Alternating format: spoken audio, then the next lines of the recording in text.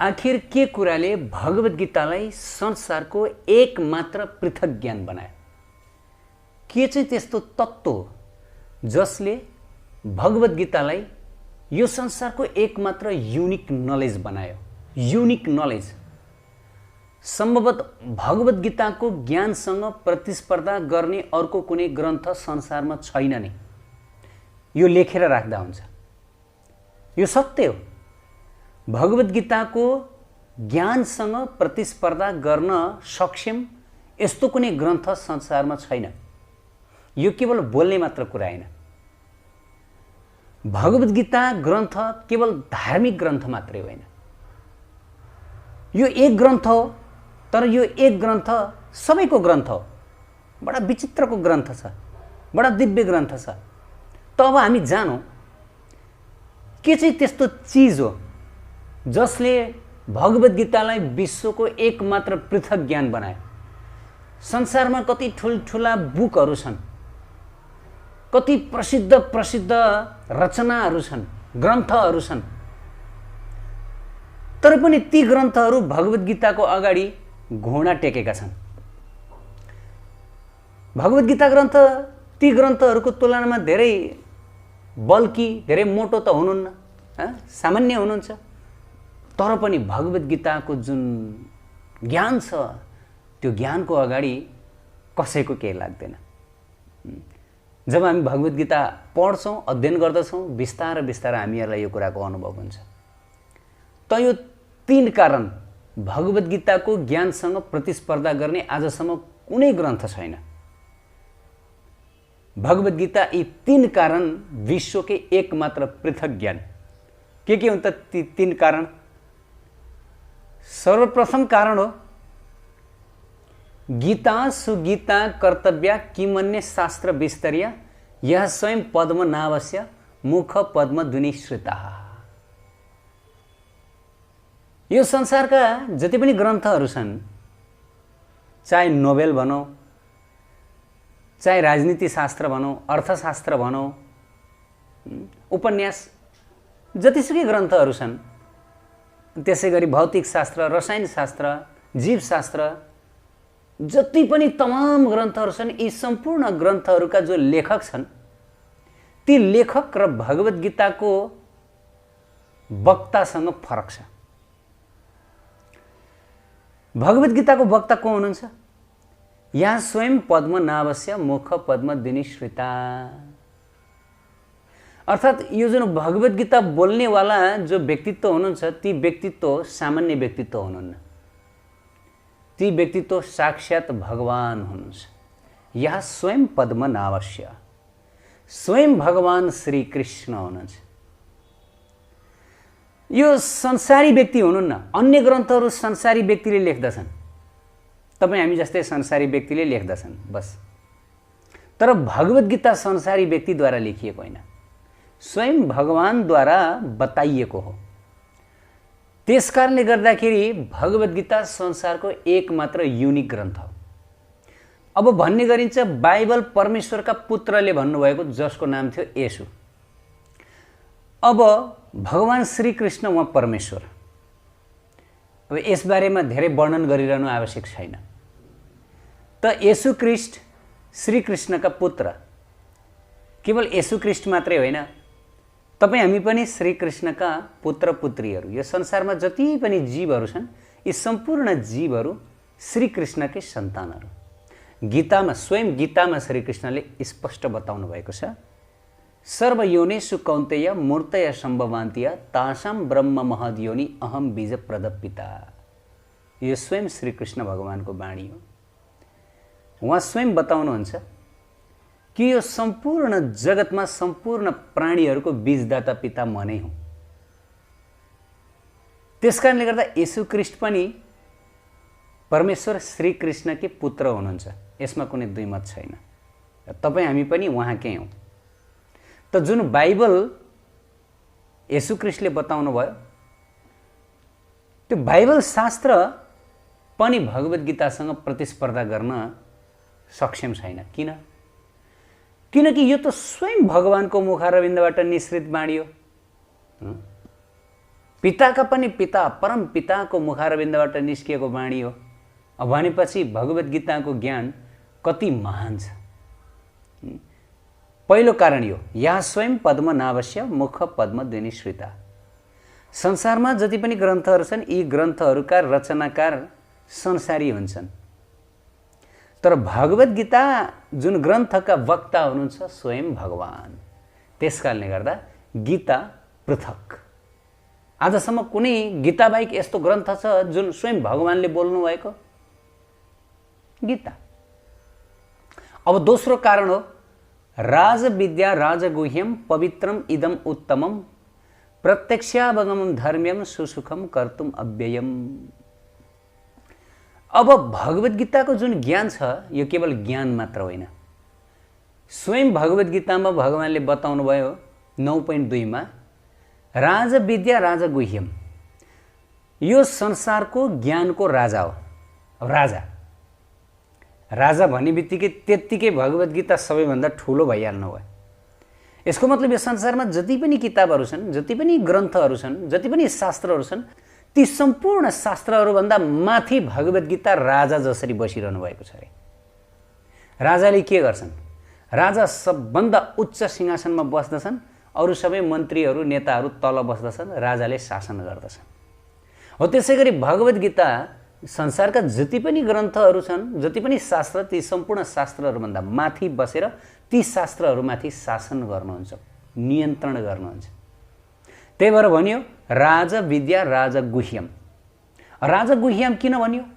राजगुह्यम किन भनियो भन्दा यो संसारमा जति पनि ग्रन्थहरू छन् ती सम्पूर्ण ग्रन्थहरूले जति पनि रहस्यहरू बताएका छन्, चाहे भौतिक संसारको ज्ञान दिएका हुन्, चाहे आध्यात्मिक जगतको ज्ञान दिएका हुन्, चाहे आत्मा साक्षात्कारको ज्ञान दिएका हुन्, जति पनि secret of the secret knowledge यो संसारका अन्य पुस्तकहरूले दिएका छन्, ती सिक्रेट अफ द सिक्रेट भन्दा पनि सिक्रेट नलेज भगवत गीतामा छ।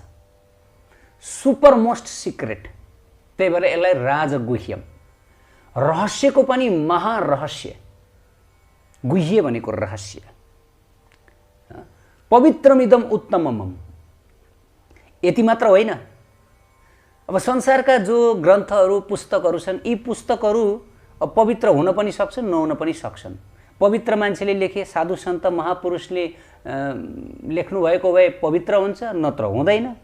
नत्र भने कति किताबहरू त यस्तो छ जसले समाजमा अज्ञान फैलाइरहेको हुन्छ, मान्छेहरूलाई मूर्ख पनि बनाइरहेको हुन्छ। तर भगवत गीता त्यस्तो होइन। भगवत गीता सबैभन्दा पवित्र ग्रन्थ, सबैभन्दा पवित्र। त्यही भएर पवित्रम उत्तमम, सबभन्दा पवित्र र सबभन्दा उत्तम। भगवत गीता भन्दा पवित्र ग्रन्थ सम्भवतः संसारमा कुनै पनि छैन। किन? जसले भगवत गीता पढ्दछ त्यो पढ्ने व्यक्ति पनि पवित्र बन्दछ। हेर्नुहोस्, पुस्तकको शक्ति तब थाहा हुन्छ जब त्यो पुस्तक पढ्ने व्यक्तिमा कति परिवर्तन आयो। यदि पुस्तक पढेर व्यक्ति झन् मूर्ख बन्दछ, झन् भौतिकवादी बन्दछ भने यसको मतलब त्यो पुस्तक पवित्र होइन, त्यो अपवित्र पुस्तक हो। र संसारमा लगभग 99% पुस्तकहरू हामीहरूलाई भौतिकवादी बनाउने, आहार र निन्द्रा भएर मैथुन जस्ता पशु प्रवृत्तिमै डोड्याउने किसिमका छन्। त्यसकारणले गर्दा यी पुस्तकहरू, यी ग्रन्थहरू पवित्र मानिँदैनन्। हुन्, ग्रन्थ हुन्, तर पवित्र मानिँदैनन्। तर भगवत गीता यो परम पवित्र ग्रन्थ, परम पवित्र। जसले भगवत गीताको ग्रन्थ अध्ययन गर्नुहुन्छ, यसको ज्ञान लिनुहुन्छ, उहाँ पनि पवित्र बन्नुहुन्छ। तपाईँ हाम्रै जीवनमा हेरौँ, आजसम्म जतिले पनि भगवत गीताको अध्ययन गर्नुभयो उहाँहरूको जीवन पवित्र बन्यो, पवित्र बन्यो, पाप रहित बन्यो। जसको अध्ययन गरेर, जसलाई स्पर्श गरेर यदि हामी पवित्र बन्छौँ भनेदेखि अब यो ग्रन्थ कति पवित्र छ। अनि यति मात्र होइन, प्रत्यक्षावगम। भगवत गीताको जुन ज्ञान छ यो प्रत्यक्षावगमम, यसको प्रत्यक्ष अनुभूति गर्न सकिन्छ। संसारका जो किताबहरू छन् यी किताबहरूको ज्ञानलाई प्रत्यक्ष अनुभूति गर्न सकिन्न। हामीले यत्रा धेरै ग्रन्थहरू पढ्यौँ स्कुल लाइफमा, कलेज लाइफमा, तर खोइ के भनेको त्यसको महत्त्व नै हामीहरूले बुझेका छैनौँ। पढ्यौँ त्यत्तिकै भुल्यौँ।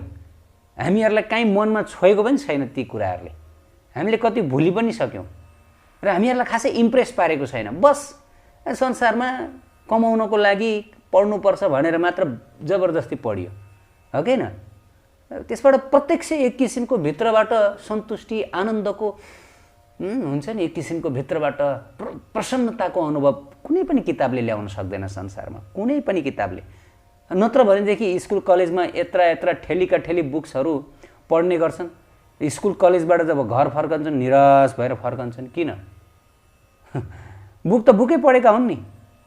स्कुल कलेजको बुक पढ्ने भनिसकेपछि सब निराश बन्दछन्, झोक्रिन्छन्। किन? तर भगवत गीता पढ्ने भनिसकेपछि आहा आनन्द छ, रमाइलो छ। किनकि भगवत गीता भनेको प्रत्यक्ष अवगमम, प्रत्यक्ष रूपले यसको आस्वादन गर्न सकिन्छ। पढ्दा पढ्दै आनन्द प्राप्त हुन्छ, खुसी प्राप्त हुन्छ, प्रसन्नता प्राप्त हुन्छ। त्यो अरू कुनै पनि ग्रन्थले दिलाउन सक्दैन। कुनै पनि ग्रन्थमा यो ताकत छैन। सुख सुखम कर्तुम अव्ययम, सुख पनि ल्याउँदछ भगवत गीताले। ल हेर्नुहोस् कति कुरा। सबभन्दा पहिला त विद्या ज्ञानको राजा, राजगुह्यम रहस्यहरूमध्येको पनि परम रहस्य, परम पवित्र, परम उत्तम, प्रत्यक्ष अनुभव गर्न सकिने, प्रत्यक्ष आनन्द लिन सकिने, अनि सुसुखम परम सुख प्रदान गर्ने। अब अर्को तेस्रो, सर्वोपनिषदो गावो दुग्धा गोपाल नन्दन पार्थो वत्स सुधीर भोक्ता दुग्धम गीतामृतम महत्। यो संसारमा यति धेरै किताबहरू छ, तर ती किताबहरू हामी कुनै एक समय पढ्छौँ अनि पछि पढ्दैनौँ। किन? किन भन्दा यी जो संसारका किताबहरू छन्, यी किताबहरूमा लिमिटेड नलेज छ। लिमिटेड भनेको अपूर्ण ज्ञान। त्यस कारणले गर्दाखेरि त संसारमा किताबपछि किताब पढ्नुपर्ने बाध्यता छ। किन भन्दा प्रत्येक किताबमा अपूर्ण ज्ञान छ। अब अपूर्ण ज्ञान किन? किन भन्दाखेरि अपूर्ण मनुष्यले अपूर्ण ज्ञान दिन्छ। मनुष्य अपूर्ण छ, त्यही भएर मनुष्यको अनुभूति, मनुष्यको अनुभव यो सबै अपूर्ण हुन्छ। त्यस कारणले गर्दा यी संसारका किताबहरू हामी अहिले पढ्छौँ, भोलि पढ्दैनौँ। बढीमा हामी 2-4 चोटि पढ्छौँ, त्यसपछि हामी लाइब्रेरीमा थन्काइदिन्छौँ। तर भगवत गीता त्यस्तो ग्रन्थ होइन। भगवत गीता 5000 वर्ष अगाडिदेखि पढिँदै आइएको छ, अहिले पनि पढिरहेको छ र भोलि पनि पढिनेछ। र यो भगवत गीताको ज्ञान कहिले पनि पुरानो हुँदैन। आजसम्म कहिले पनि भगवत गीताको ज्ञान पुरानो भएन। बडा विचित्रको ग्रन्थ छ। संसारमा जति पनि ग्रन्थहरू छन् संसारीहरूद्वारा लेखिएका, यी ग्रन्थहरू पुरानो हुँदै जान्छन्। पत्र पत्रिकाहरू पुरानो हुन्छन्, कन्टेनरमा फालिदिनुपर्छ। आज पढेको पत्रिका भोलि पढिँदैन। स्कुल लाइफ, कलेज लाइफमा एउटा लेभलमा पढेको बुक्स अर्को लेभलमा पढिँदैन, पल्टाएर पनि हेरिन्न। किन भन्दा लिमिटेड छ। त्यहाँका ज्ञानहरू लिमिटेड छन्, अपूर्ण छन्। तर भगवत गीताको जुन ज्ञान छ यो परिपूर्ण छ। किन? किनकि परिपूर्ण भगवानले दिनुभएको। भगवान परिपूर्ण, श्रीकृष्ण परिपूर्ण, त्यसकारण परिपूर्ण श्रीकृष्णले दिनुभएको ज्ञान पनि परिपूर्ण छ। त्यसकारणले यो सधैँभरि नयाँ, सधैँभरि फ्रेस। अनि अर्को अचम्मको कुरा के हो भन्दाखेरि भगवत गीताको ज्ञान जोसुकैको लागि पनि व्यवहारिक छ। एउटा बालकको लागि पनि व्यवहारिक छ, अनि वयस्कको लागि पनि व्यवहारिक छ, विद्यार्थीको लागि पनि व्यवहारिक छ, प्रोफेसरहरूको लागि पनि व्यवहारिक छ, ठुल्ठुला पण्डितहरूको लागि पनि व्यवहारिक छ, कर्मकाण्डीहरूको लागि पनि व्यवहारिक छ, संसारमा बिजनेस गर्न चाहनेहरूको लागि पनि व्यवहारिक छ, मिलिट्री म्यानहरूको लागि पनि व्यवहारिक छ, पोलिटिक्स गर्नेहरूको लागि पनि व्यवहारिक छ, गृहिणीहरूको लागि पनि व्यवहारिक छ। हैन, संसारमा कुन चाहिँ यस्तो फिल्ड छैन जसमा भगवत गीताको ज्ञान व्यवहारिक छैन। आजसम्म संसारमा कुनै पनि त्यस्तो बुक छैन जुन हरेक फिल्डको लागि व्यवहारिक होस्। यसको मतलब हरेक फिल्डले यसबाट ज्ञान लिन सकोस्। मोटिभेसनल स्पिकरहरू जस्तै प्रसिद्ध मोटिभेसनल स्पिकर डाक्टर विवेक वृन्द, उहाँले भन्नुभयो, स्वीकार गरिसक्नुभयो कि मैले 99% नलेज भगवत गीताबाटै पाएको, मोटिभेसनल जुन मेरो स्पिच भगवत गीताबाटै लिएको।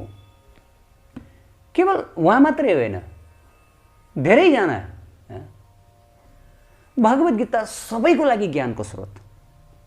र यो होइन कि भगवत गीता छोटकरीमा होइन, सबैको लागि एक्सटेन्डेड फर्म। किन भन्दा यही भगवत गीता जब एक बालकले पढ्छ उसले आफ्नो लेभलको नलेज पाउँछ, अनि यही भगवत गीता जब कुनै विद्यार्थीले पढ्दछ उसले आफ्नो लेभलको नलेज पाउँछ, आफ्नो फिल्डको नलेज पाउँछ। अनि जब यही भगवत गीता पिएचडी वालाले पढ्छ उसले पनि आफ्नो पिएचडी लेभलको नलेज पाउँछ। अब यही भगवत गीता जोसुकैले पढ्दछ आफ्नो फिल्ड, आफ्नो लेभल अनुसार त्यही लेभल अनुसारको नलेज पाउँछ। यस्तो मिस्टेरियस बुक आजसम्म कहाँ छ? र भगवत गीता यति अचम्मको छ कि आज हामीहरूले जुन पढ्यौँ भोलि त्यही कुरो पढौँ, हामीहरूले नयाँ कुरा फेला पार्दछौँ, अपडेटेड नलेज फेला पार्दछौँ। पर्सि अझ त्योभन्दा पनि अपडेटेड नलेज। यसरी प्रत्येक दिन भगवत गीताको ज्ञान के हुन्छ? नयाँ नयाँ बन्दै जान्छ। बडा अचम्मको छ। त्यही श्लोक हिजो पढ्दाखेरि र आज पढ्दाखेरि फरक अनुभव हुन्छ। फरक भन्नाले हिजोको भन्दा अझ बृहत नलेज प्राप्त गरेको अनुभव हुन्छ। Can you imagine? अब भगवत गीताको महिमासँग कसैले तुलना गर्न सक्छ? एक त भगवत गीता भगवानकै मुखारविन्दबाट निस्किएको बाणी हो, अर्को संसारको ज्ञानको राजा हो, र अर्को तेस्रो नम्बर कि भगवत गीता सम्पूर्ण वेद शास्त्र उपनिषदको सार हो। भगवत गीता पढिसकेपछि वेद शास्त्र पुराण सबै कुरा बुझियो, सब कुरा बुझियो। ग्रन्थ सानो छ, धेरै ठुलो हुनुहुन्न, तर सब कुरो बुझियो। त्यसकारणले हामीसँग समय नहोला सबै शास्त्रहरू पढ्न, तर भगवत गीता कमसे कम भगवत गीता हरेकले यो पुरा अध्याय, भगवत गीतामा 18 अध्याय 700 श्लोक, यो सबैले पढ्ने प्रयास गर्नुपर्दछ। होला भगवत गीताको ज्ञान हामीहरूले कति प्रतिशत आफ्नो जीवनमा अपनाउन सक्दछौँ त्यो त आफ्नो ठाउँमा छ, व्यक्ति अनुसार हुन्छ। तर एटलिस्ट एकचोटि सबैले यो पुरा ग्रन्थ पढेर हेर्नुपर्छ, अनि त्यसपछि जीवन यस्तो बन्नेछ कि त्यसको हामी कल्पना पनि गर्न सक्दैनौँ। किनभने Bhagavad Gita is gateway to divine knowledge. यदि दिव्य ज्ञानको राज्यमा हामी जान चाहन्छौँ भने भगवत गीता नै त्यो मुख्य द्वार हो, गेट हो। गेट नखोलिकन भित्र जान सकिन्न। तर भगवत गीताले जब हामी गेट खोल्दछौँ त्यसपछि ज्ञानका खजानाहरू हामीले फेला पार्दछौँ। दिव्य ज्ञान, बडा अद्भुत ज्ञानहरू। त्यसकारणले गर्दा हामी सबैले यो दिव्य ज्ञानको फाइदा लियौँ। यो हाम्रो लागि हो। यो पशु पक्षीहरूले भगवत गीता पढ्न सक्दैनन्, त भगवानले कृपा गरेर अर्जुनको माध्यमबाट हामीहरूलाई सुनाउनु भयो युद्ध मैदानमा। किन भन्दा हामी पनि युद्ध गरिरहेका छौँ संसारमा। यो नसोचौँ कि केवल अर्जुनले मात्र युद्ध गरिरहनु भएको थियो, हामी पनि योद्धाहरू हौँ। जीवनमा हामी परिवारसँग लडाइँ गरिरहेका छौँ, फ्रेन्ड्सहरूसँग हाम्रो युद्ध चलिरहेको होला, व्यापार व्यवसायमा हाम्रो युद्ध चलिरहेको छ, हाम्रो युद्ध हाम्रै शरीरभित्र पनि चलिरहेको छ, हाम्रा इन्द्रियहरूको साथमा हाम्रो मनसँग युद्ध भइरहेको हुनसक्छ। संसारमा हाम्रो युद्ध कति कुराहरूसँग छ, र ती सम्पूर्ण युद्धमा विजय हुने एउटै मात्र अस्त्र हो भगवत गीता। भगवत गीताको अन्तिम श्लोकमा यही कुरा बताइयो, यत्र योगेश्वर कृष्ण यत्र पार्थ धनुर्धर तत्र श्री विजय भूतिर ध्रुवा नीतिर मतिर मम। जहाँ भगवत गीताको ज्ञान हुन्छ, जहाँ कृष्ण र अर्जुन बीचको यो संवाद भगवत गीता हुन्छ, त्यहाँ निश्चित रूपले विजय हुन्छ।